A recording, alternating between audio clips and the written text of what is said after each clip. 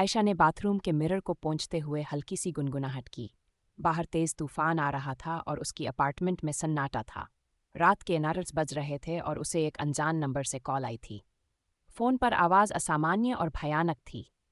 अपने घर से बाहर निकल अभी। उसका दिल तेजी से धड़कने लगा। उसने चारों ओर देखा।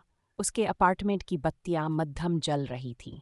खिड़कियां हिल रही थीं और तूफान की आवाज़ गूंज रही थी। शायद ये कोई मजाक था, लेकिन दिल में एक अजीब सी डर की भावना उमड़ आई। उसकी अंतरात्मा उसे बाहर निकलने के लिए कह रही थी। उसने अपनी जैकेट उठाई और दरवाज़ा खोलने के लिए हाथ बढ़ाया। तभी ठक किचन से कोई आवाज़ आई। आयशा जड़ हो गई। वह अकेली रहती थी। उसके पास और कोई नहीं था जो चाबी रखता हो। उसने धीरे धीरे मुड़कर आवाज़ की दिशा में देखा।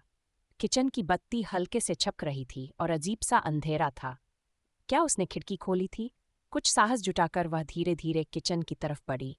फ्रिज की आवाज़ सुनाई दे रही थी, घड़ी की टिक टिक हो रही थी और सब कुछ सामान्य लग रहा था। उसने एक गहरी सांस ली। शायद ये सब उसकी चिंता का ही नतीजा था। तभी उसका फ़ोन फिर से बजा। उसने फ़ोन उठाने से पहले एक पल सोचा। तुम बाहर नहीं निकले। अब बहुत देर हो चुकी है।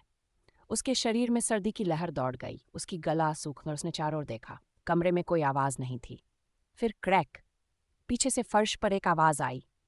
वह पलटकर देखी, लेकिन वहां कुछ भी नहीं था। फिर भी सामने के हॉलवे में एक परछाई खड़ी थी। आयशा की सांसें थम गईं। उसकी आंखें डरी डरी सी थीं और वह एक कदम पीछे हटने लगी। कोई है? उसने फुसफुसाया। कोई जवाब नहीं मिला। वह हल्के से बत्तियां चालू करने के लिए आगे बढ़ी। कुछ नहीं। परछाई गायब हो चुकी थी।